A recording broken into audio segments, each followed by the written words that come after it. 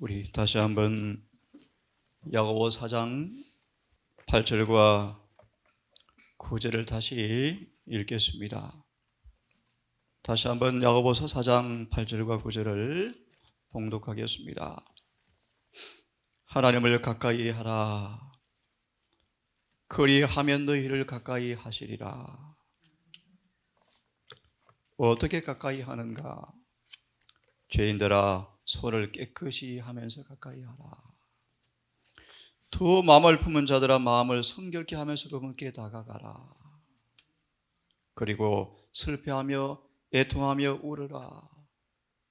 그리하면 너의 웃음을 애통으로, 너희 즐거움을 근심으로 바꾸겠다.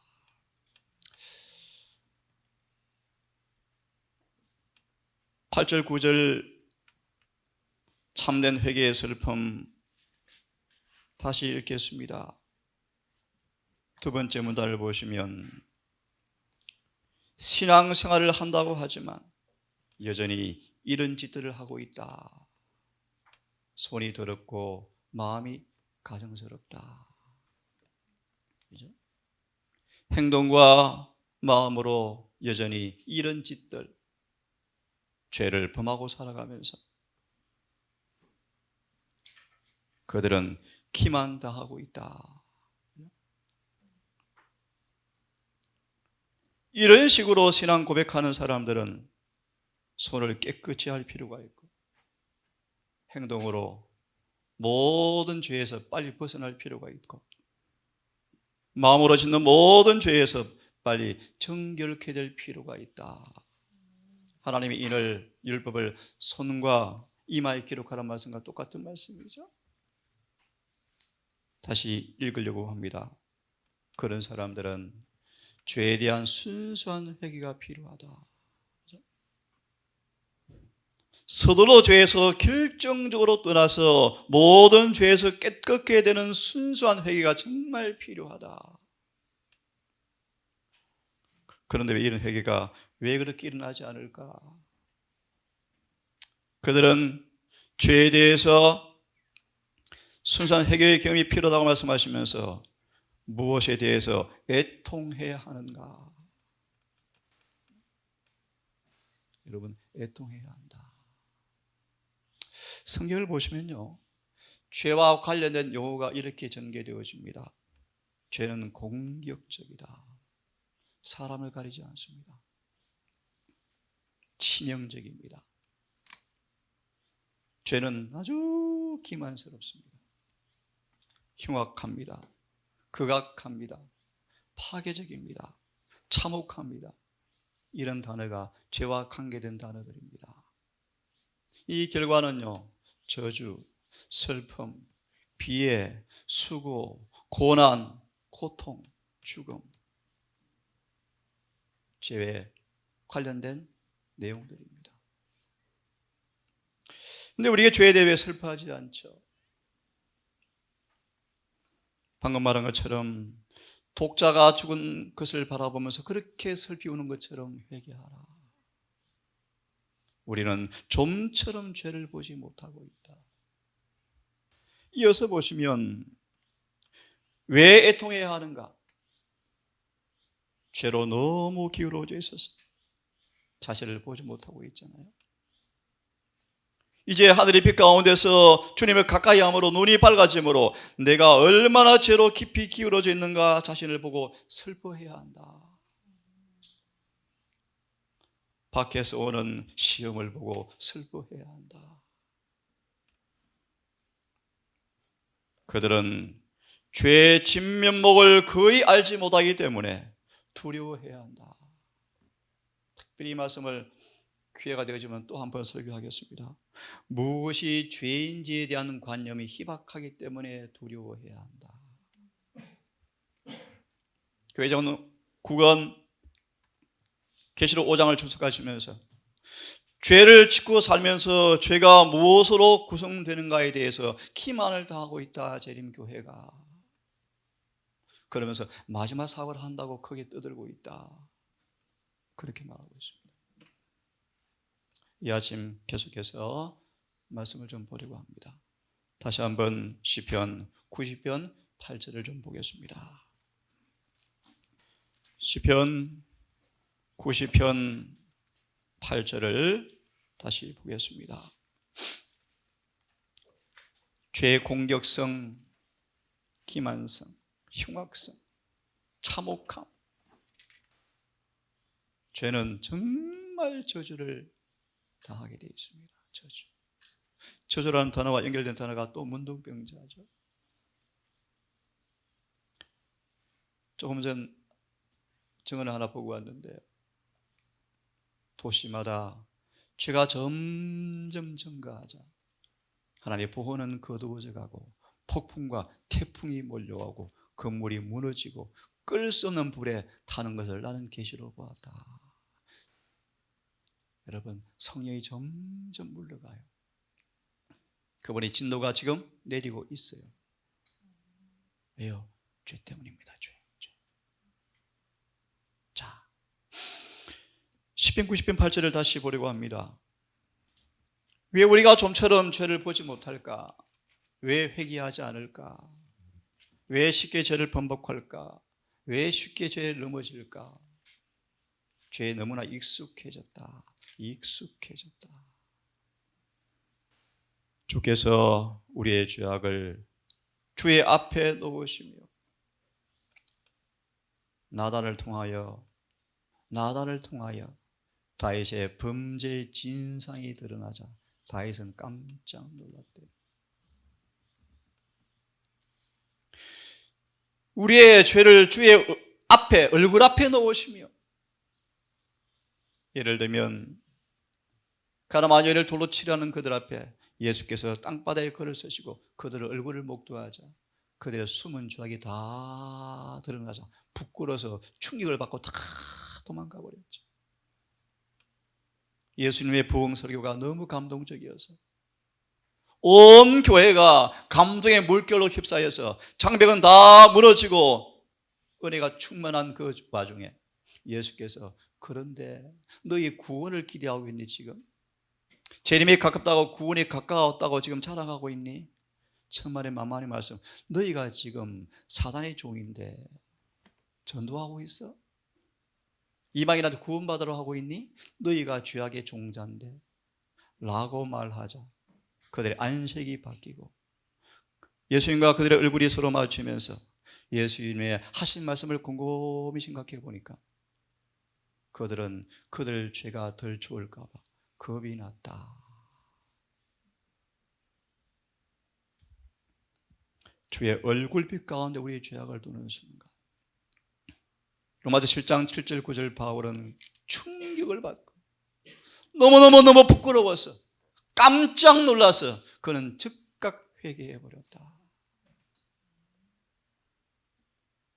성경 연구는 새로운 교리를 배우고 새로운 지식을 배우는 정도가 아닙니다. 여러분, 정말 중요한 사실은 그거를 열심히 닦아보면서 우리의 죄를 깨닫는 게 성경 연구의 큰 목적 가운데 하나입니다. 주의 앞에 우리의 죄를 놓으시며 얼굴빛 가운데 우리를 두셨사오니 이 경험이 있기를 간절히 바라는데요, 다시 한번 이 말씀에 관한 아름다운 하나님의 말씀을 좀 들어보겠습니다.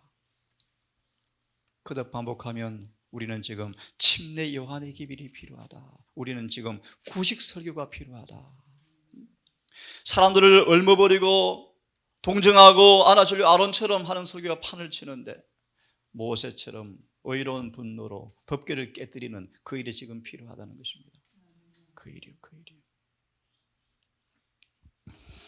우리는 하나님께서 보여준 것처럼 생애를 볼 수 있음이란 은혜의 말씀이 있는데 90편 8절을 보세요.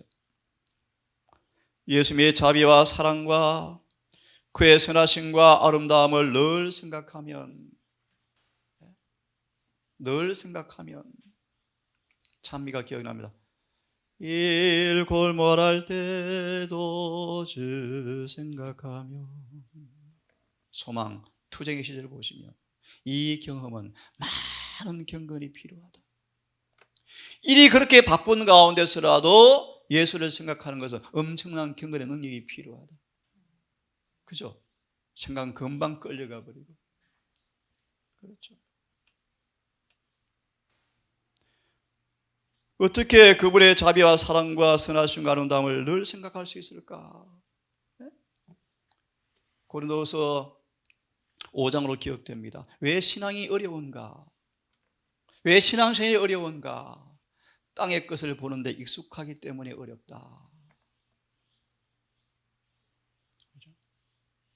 예배가 마치면 자동으로 기도가 나오고, 입을 열면 찬양이 나오고, 저절로 기도가 자꾸 끊임없이 이루어지고, 말씀이 묵상되어지고, 앉으면 대화가 하늘에 머물고, 예수님의 이야기가 흘러나오고,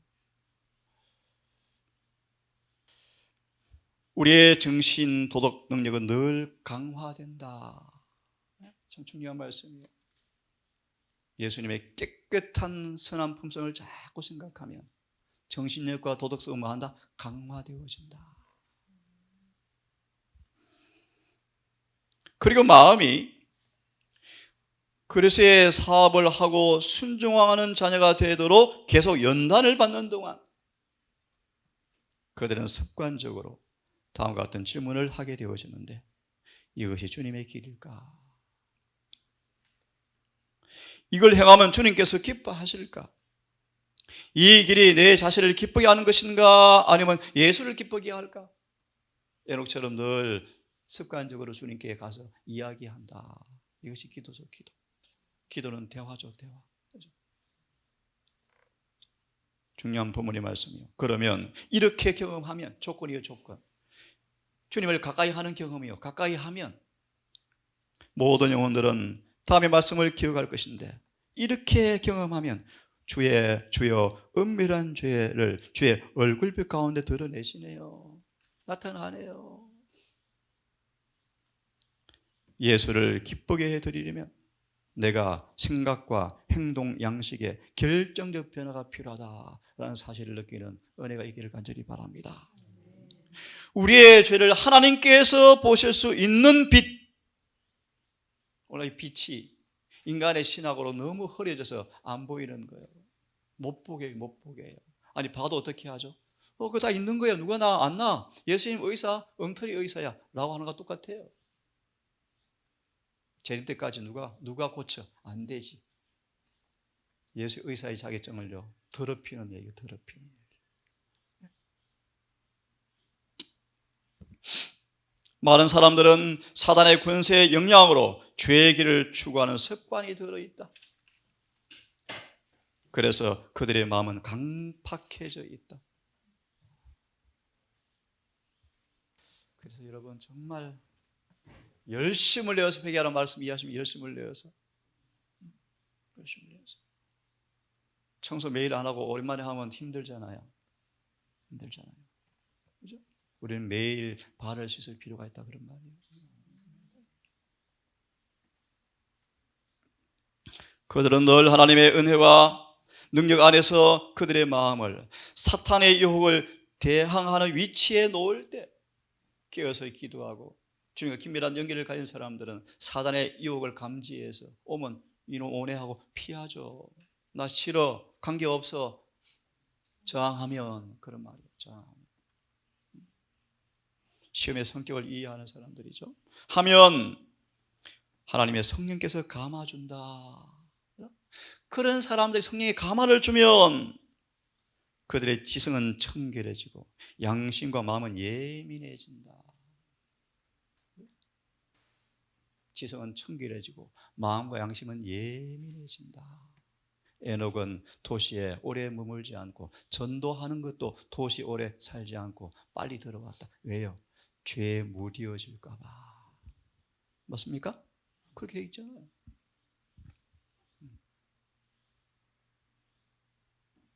우리가 누구를 가까이 하는가, 누가 대화하기 좋아하는가 중요해요.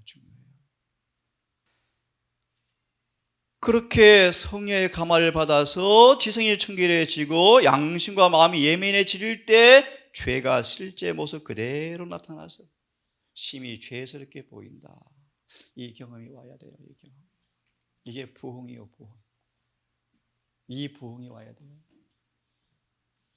그냥 책을 읽어가면서 그냥 감동 받는 정도가 아니고요. 이런 경험으로 오는 묵상이 좀 있으면 좋겠어요. 제가 소망을 묵상하면서 이런 도전을 받아요. 하루에 한 챕터씩 끝낼까? 마음속에 그것이 안 중요하다. 소망 다 정리하면 뭐 하겠습니까, 여러분? 그래서 지금 요한의 투옥과 죽음의 장을 2주째 지금 계속하고 2주째. 저도 은혜를 받고 있고요. 생각을 많이 하는 기회가 되었습니다. 이럴 때 죄가 있는 모습 그대로 드러나서 심히 죄스럽게 보인다. 그때가 바로 숨은 죄가 얼굴빛 가운데 놓이는 때이다. 시편 19편. 누가 숨은 허물에서 벗어나리요? 그렇죠? 누가 허물을 깨달으리요? 우리는 지금 우리의 숨은 죄까지 드러나서 빨리 청소돼야 합니다. 그죠? 청소돼야 돼요. 그들은 그의 죄를 하나님께 자복하고 회개하고 죄를 부끄러워한다. 주께서 죄를 그의 얼굴빛 가운데서 우리의 안에서 죄를 빼내셔서 그분이 내 등 뒤로 던져버린다. 이사야 6장을 좀 보겠습니까? 이사야 6장을 좀 보겠습니다. 5절과 7절인데요. 여러 번 설교한 말씀인데요. 이사야는 백성들의 완악함을 바라보면서 하나님은 슬퍼요. 왜 저렇게 저들이 완악하죠? 라고 가슴을 치고 있는데 깜짝 놀라서 자신의 가슴을 치고 회개하는 모습이요. 읽어보겠습니다. 그때 내가 말하되 화로다 나여 망하게 되었도다. 왜 그렇습니까? 부정한 사람, 입술이 부정한, 한마디로 죄 있는 채 예수님을 보았거든요. 이 구절이요, 믿음으로 지성소를 보라라는 기별이요. 그렇게 자유롭고 사랑 많은 예수님을 죄를 가진 그대로 보았어요. 특별히 이사야가 어떤 죄가 있습니까? 입술에 죄가 있었대. 입술에. 예를 들어서 모세가 내뱉은 말에 하자가 없고 정확했지만 그 말투 속에 분노하는 감정이 들어있었다. 그것은 죄다. 맞나요? 주먹을 쥐고 짜증을 내지 않았을지라도 이미 말투에 분노하는 감정이 들어간 것은 죄다. 죄다. 이사야가 입술이 보정한 것을 느꼈습니다. 선지자가요. 모세가 백성의 죄를 책망했을 때 말은 맞았지만 그 자신이 성령이 희미해져 버리고 자신이 감정을 내어 정죄했다. 누가요? 모세가요. 그것이 죄였다. 입술이 부정한 백성이구나. 그때 은혜입니다. 그 사람 하나가 화저로 달에서 취한 바 핀숯을 손에 가지고 내게로 나와서 그것을 내 입에 대니까 악이 싹 사라지고 이사야는 거듭나 버렸다. 이걸 왜 편냐하면요, 주석을 펴보겠습니까? 6장에 관한 여러 제목 가운데 이 말씀을 좀 5절 7절을 보십시오. 5절 7절. 그대가 할 말을 하늘의 빛 가운데서 생각해보라. 실물견 달란트를 보시면 하나님께 심판하시는 가장 큰 분량의 달란트가 뭐죠? 말이요, 말. 달란트 안 받아서 한 사람도 없죠. 이 벙어리 없죠, 벙어리. 하나님은 말에 관해 심판하시기 때문에 말의 투박함, 거친 것, 경박한 말들요, 억센 말들요, 성화되셔야 돼요. 실물견 누르게 보시면 우리의 음성까지, 톤까지 성령으로 주장되어야 한다. 은혜가 붙들어줘야 한다. 하나님의 자녀라고 주장하는 사람들이 누구나 하늘빛 가운데서 자신을 살펴보자. 그래서 설교하는 게 너무너무 중요해요. 다른 빛을 전하면요, 쏙 다 지난해 상한 음식 먹이는 거, 상한 음식 먹이는 거예요. 배탈 나서 죽고 큰일 나요. 식중독 와요, 식중독. 상한 음식, 다른 예수, 다른 복음, 다른 영, 너희가 잘도 용납하는도다. 고 11장 4절의 말씀.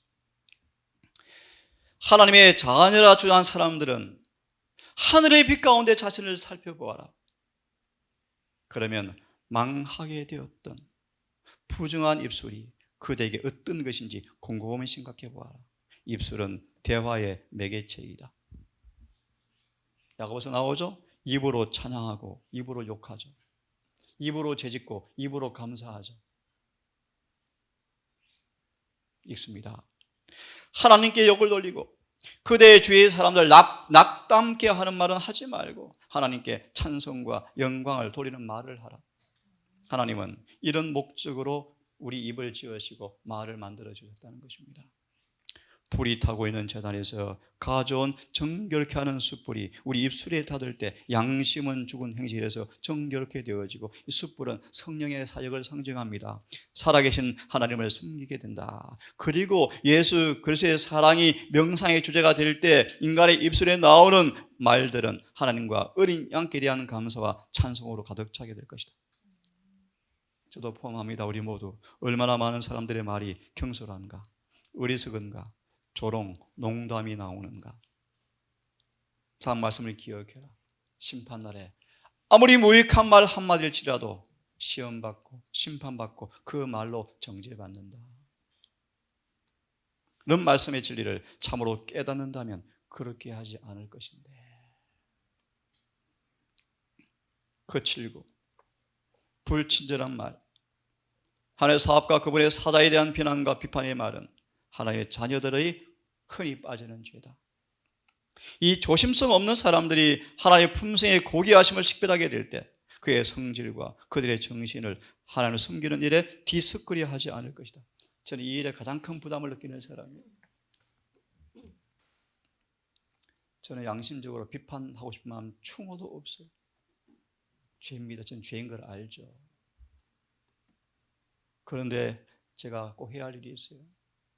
오리를 드러내야 돼요. 진리를 전해야 돼요. 예수님도 그런 오해를 엄청 받았죠. 왜 비판해? 저는 예수님도 함께 원해요. 하지만 죄를 죄로 드러내야 돼요. 오류를 드러내야 돼요. 진리만 말하지 왜 오류를 자꾸 들으십니까? 대정터 보십시오. 루트 보십시오. 예수님 보십시오. 마태복음 23장 펴보세요. 때때로 많은 사람들은요, 옳은 것 말하면 그런 것도 있네라고 넘어가요. 무엇이 옳은지를 정확하게 지적하고 왜 옳은지를 진리로 들추어야 깨달아 많은 사람들은요, 앞으로 늦은 비가 외쳐질 때 왜 바벨론이 분노하는 줄 아십니까? 하나님 사랑이셔요 오세요라고 설교하나요? 천만의 말씀 펴보세요. 바벨론의 죄악성을 공개한다. 그래서 핍박이 오는 거예요. 요한이 왜 목 잘려 죽어요? 헤롯 왕이시여, 어떤 임금이 부인이 많은데 한 부인 뺏어갔대요. 나단처럼 하면 되잖아요. 근데 왜 헤롯에게는 요한이 당신 동생 아내를 왜 뺏어갑니까? 왜 지를 지적합니까? 하나님의 성령의 음성이어서, 성령의 음성이어서. 그래서 설교자들이 기도하실 이유가 뭔가? 성령이 지배하도록 기도해 주셔야 돼요. 아니면 모세처럼 죄 지을 수 있거든요. 그것이 두려워요. 특히 제가 가진 기별이 이런 예리한 기별들인데 내가 주님과 더 깊이 교제하지 않으면 제가 그런 사람으로 변해가요. 비판으로 변해가요. 그래서 설교가 무서운 거예요. 말한 대로 변화되거든요. 말한 대로. 그죠? 복음을 깊이 깨닫지 못하면 단상에서요, 탤런트 저리 가래요. 탤런트. 웃기고 농담하고 성경을 더럽히고 경박하게 말을 하는 거예요. 왜요? 복음이 다르거든요. 그들이 보는 예수가 다르거든요. 왜 청년들이 교회에서 경박하게 예배를 드려요? 다른 예수를 보기 때문에. 다른 예수. 계속 봅니다. 마저 읽고 끝내야 되겠습니다. 이 조심성 없는 사람들이 하나님의 품성의 고귀하심을 식별하게 되어지면 그들의 성질과 그들의 정신을, 참 중요한 말씀이요, 하나님을 섬기는 일에다 뒤섞으려 하지 아니할 것이다. 참 중요한 말씀이에요, 여러분. 라오디게아 교회의 문제를 예언서는 그렇게 말합니다. 여전히 죄된 품성 가운데 예수님의 의를 흥급으로 키우는 사람들, 번역이 잘못돼 본성의 죄를 접붙이는 사람들, 이렇게 번역이 나왔는데 번역이 잘못됐어요. 여전히 과거의 습관과 가지고 있으면서 그 진리를 받아들여 가지고 조금 바뀐 사람들을 대표해요. 이게 라오디게아의 모습이에요. 자신의 성질머리를, 자신의 것들을 하나님의 영에 뒤섞기를 하지 않을 거예요. 전도도 성질대로 하고요, 설교도 성격대로 하고요. 그죠? 이 말이. 우리는 거듭나서 새 포대를 만들고 새 술을 넣어야 돼요. 안 그러니까 옛 성질은 그대로 있으면서 기도 멋지게 하고 전도하고 헌금하는 것입니다. 이게 다른 불이요, 다른 불이요. 새 푸대가 되어야 돼요. 새 푸대가, 새 사람 되어야 돼요. 그래야 새 것이 나와요. 그렇죠? 맞을 것 끝내겠습니다. 우리가 믿음의 눈으로, 정말 중요한 말씀입니다, 성소 안을 들여다보고 그곳에서 이루어지고 있는 일이 얼마나 거룩한지, 얼마나 중요한지를 실제로 느낀다면 우리는 이기적 성질을 싫어할 것이다. 여러분, 말씀 어떻게 묵상합니까, 여러분? 오늘 감동받았어요. 눈물 좀 나고요. 은혜스러워서 너무 좋았어요. 이렇게 하나님께 돈도 주셔서 생활비도 챙겨주시네요. 그런 정도, 그런 감동입니까, 여러분? 저는 간증하려면 엄청 할 수 있어요. 매일 대화는 간증을 엄청 할 수 있어요. 하지만 이 말씀 보세요.